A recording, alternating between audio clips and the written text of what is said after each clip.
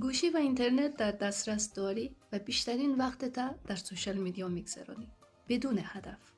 آیا میدانین شما میتونین که استفاده از سوشال میدیا را هدفمند بسازین و از استفاده از سوشال میدیا درآمد داشته باشین؟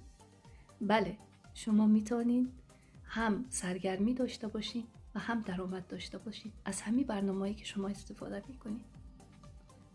بدون داشتن تجربه قبلی، بدون داشتن مدرک تحصیلی، با صرف 2 الی 3 ساعت در روز طبق زمان و مکان مشخص خودتان، طبق ساعاتی که خودتان در نظر دارین، میتونین که به درآمدهای بالا برسید. خب دوستان عزیز، آیا میخواین بیشتر بدانین یا دوست دارین که درباره فرصت طلایی معلومات کلی‌تر به دست بیارین؟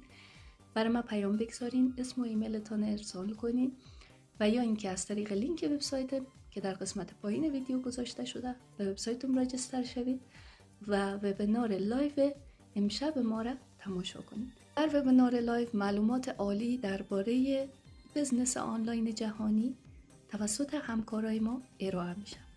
شما میتونین اشتراک کنین چون کاملا رایگان هست. شما هیچ نوع فیسی به خاطر تماشای وبینار پرداخت نمی کنین.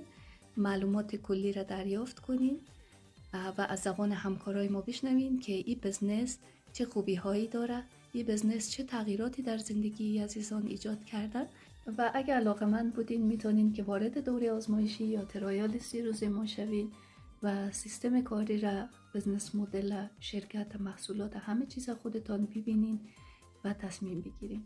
اگه بزنس مناسب شما بود، ما به عنوان منتور یا مشاور آنلاین به شما کمک میکنم تا بزنستان موفقانه راه اندازی کنید. امیدوارم هر جای دنیا که هستین سالم و صحتمند باشین.